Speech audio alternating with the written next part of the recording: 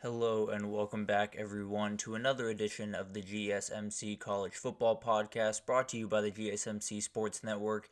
It is Friday, April 12th. I am your host, Tommy Brzee, and we have a great show for you today. We are going to start talking a little bit about a new trend that was pointed out by the executive director of the Senior Bowl, Jim Nagy. Wanted to break that down for you, a little bit for you guys and give you an idea of what 2024 is going to look like from a roster perspective. Then we're going to jump into some of the steals I have for this upcoming draft. I have one at every position that I think could be, third day picks, but could make huge differences when they get to the next level.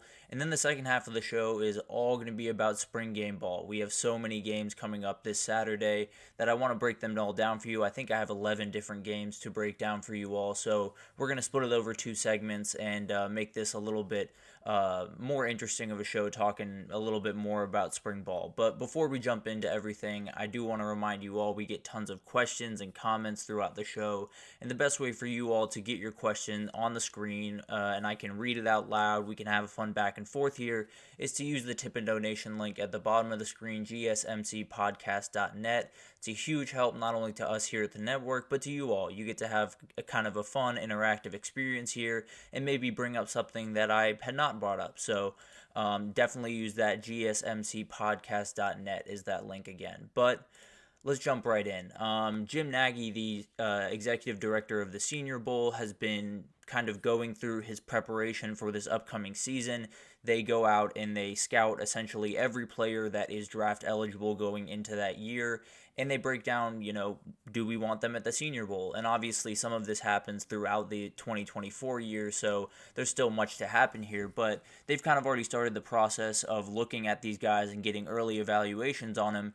And he noticed something as he was kind of him and his staff were going through all of these teams. So just to give you an idea of what the normal is for them any given year, is they usually grade 25 plus prospects at most Power 5 schools, or that's what they have been doing this cycle, not normally. By comparison, before COVID, before NIL, before all of this new stuff took place, it was about 15 to 18 for like the Alabamas, the Georgias, the Ohio States, the big dogs of the world. Then it was about 8 to 12 for the rest of the Power 5, and then rarely more than 3 to 5 for Group of 5 teams. So you can already see the gap that is forming. I mean, the workload on NFL scouts is out the window. It's something that is almost impossible to do these days, so more and more guys are going to slip through the cracks, I think, especially this year going into the 2025 draft. But just to break down what these teams are that they have broken down and what these kind of numbers look like, I do want to show you guys this. So obviously you see Louisville up there at 32. That is a far cry from the usual 8 to 12 that they're doing for these Power 5 teams. Now, not all of these people will be invited to the Senior Bowl. Obviously, this will be cut down significantly, but it does show you kind of the state of college football today. I mean, we had the introduction of NIL, and there was this idea that, maybe kids will hang around a little bit longer. Maybe they'll get their degree because, you have a way to make money now instead of wanting to chase that NFL money as soon as possible because that's the only money that you think you're capable of making. So I think this is something that we all knew was going to impact roster construction, kind of how teams were built up, but we weren't really sure how much, right? We weren't sure just how many kids were going to stick around, just how many kids were going to be willing to take the NIL money and not necessarily take the big-time payday at the NFL, because as we all know, NIL money is great, but NFL money is generational. That's the big difference between the two, which is a huge difference. You still see Alabama and Georgia and all those teams up top because kids understand that to a certain degree, but you're seeing more and more of these really, really loaded rosters of juniors, seniors, graduate students, 6th years, 7th years. There's a 9th year on Miami this year, and I'm not even lying. So it's a remarkable world that we live in college football, and it was made possible, obviously, by the COVID year that helped a ton. Obviously, the kid in his 9th year has some medical red shirts and things of that nature, but you see these numbers and it's just mind-boggling. I mean, someone like Louisville having 32 guys that could possibly enter the draft this upcoming year is just insane. It's something that we have not seen a lot.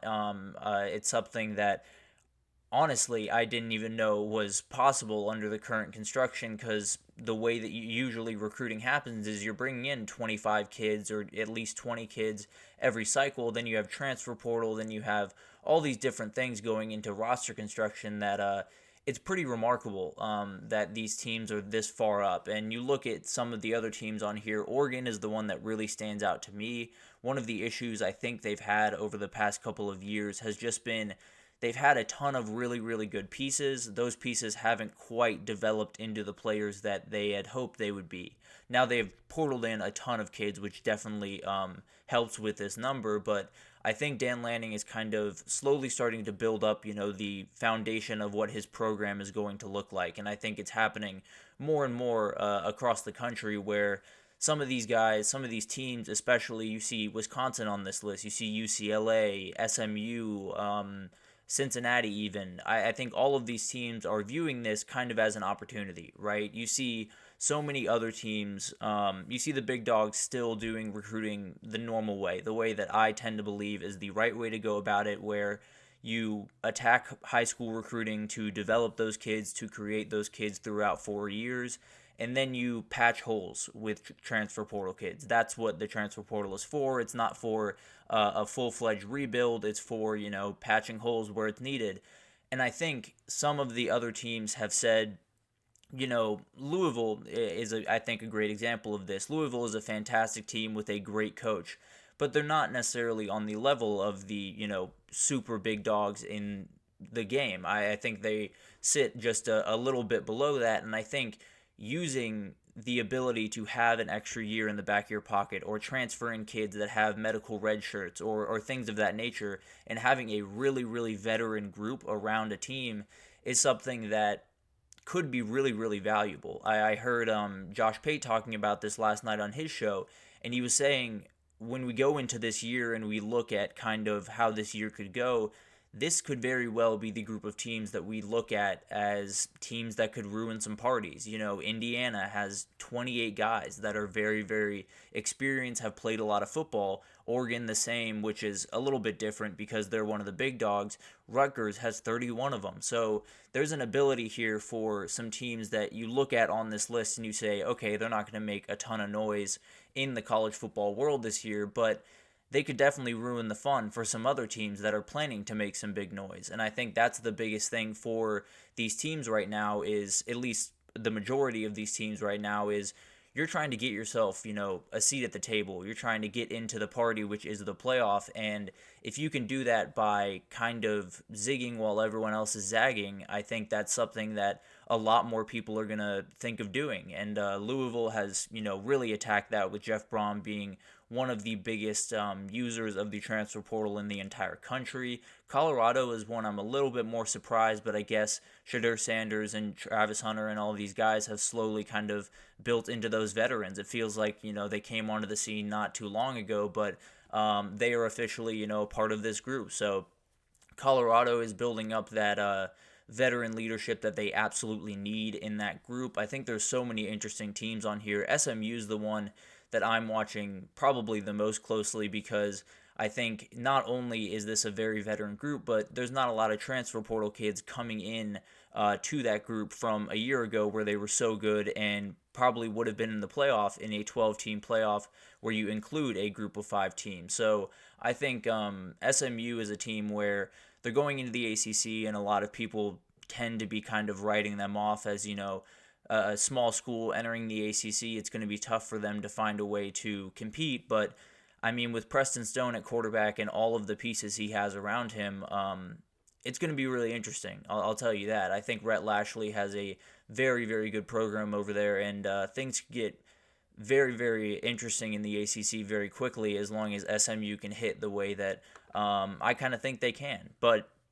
just kind of getting back to the idea of this and kind of the effects of this going into 2024 and beyond, when you look at kind of the recruiting tactics that are kind of unfolding over college football. You see the transfer portal being leaned on even more, and I've said earlier in this that recruiting high school kids and developing them is still the winning formula. When you look at the championship teams, even someone like Michigan, that's all kids that, or the majority of them, are kids that committed to Michigan, worked their butt off, was developed by Jim Harbaugh and the incredible staff up there, and then they won a title. So it's kind of it's a funny, interesting kind of diatribe that people go down where obviously you want experience on your team, and the transfer portal has opened a massive door for teams to get that experience on their team, as and get longer lasting kids on their team, kids that are using that COVID year, kids that are staying around because of NIL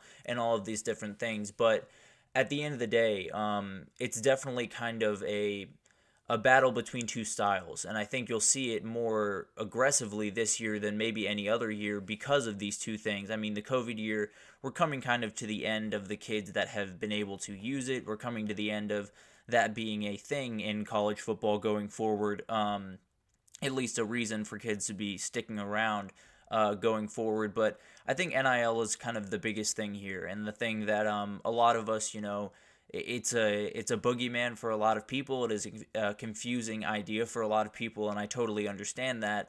It's a very confusing entity walking into college football last couple of years, but it's given us more time with these players, and I think that's something that not college football has lost necessarily. I mean, you still get to create bonds with players, and when you have a starting quarterback for multiple years, Carson Beck coming back is a huge thing for Georgia fans because you get to look out, see that number 15, know who that is, and have connections with him, have memories of him tearing apart people last year. And same thing at Texas. Quinn Ewers coming back for his third year. It's something that just didn't happen quite as often because you saw the transfer portal, flying kids around. You saw some kids maybe entering the NFL a little bit earlier than they probably should have because of that necessity or that desire to make that big payday. And I can't necessarily blame them for that. When you're looking at the,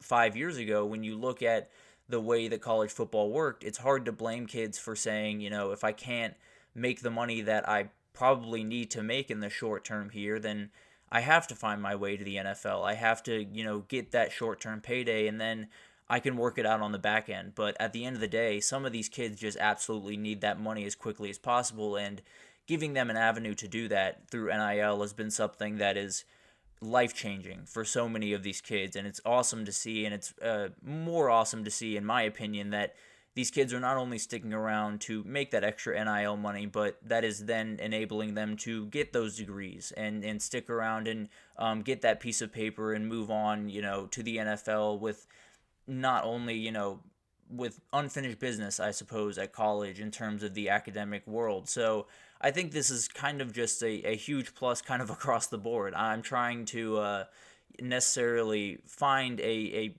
hole to poke, and I guess the one thing that could happen throughout this time, or at least, throughout the next couple of years, is there's less room for younger kids, for the high school kids that I've been talking about to walk in and take up some scholarships. So it could be that some of those kids go to smaller schools and then transfer in. It could be that big schools have to make really tough decisions when it comes to, do you want to take on this remarkably talented freshman, or do you want to keep a really veteran guy at linebacker that is, a 3-year starter and has made a ton of different plays for you. So I think there's going to be some interesting decisions being made, and we'll see kind of some interesting roster construction over the next couple of years, especially this year. But for right now, I'm very excited for 2024 because you get to see guys that you've seen for a number of years. You get to see, maybe they're in a new jersey, but at the end of the day, you still get to watch all these guys and see them develop throughout college, see them become the player that a lot of them, you can see in flashes, but you haven't quite seen.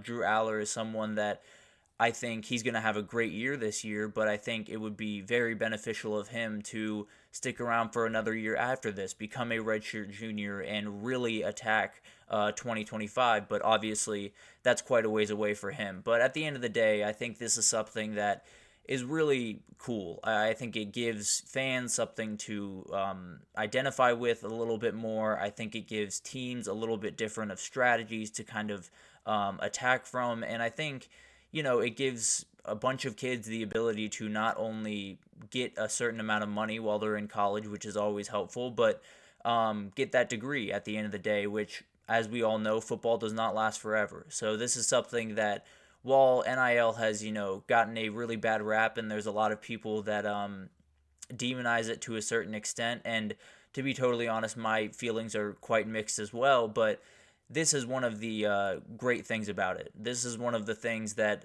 we were hoping would be one of the consequences of it, and it has been, and it's been really, really cool to watch just some of these kids that probably would have found their way to the NFL a year early, sticking around, getting that piece of paper, setting up themselves for a future after football, and also making some money in the process. So I think this is a great thing. I think the Senior Bowl will have their hands full this year. They might have to hire a couple new scouts or something like that. But at the end of the day, I think it's good for college football fans. I think it's good for college football.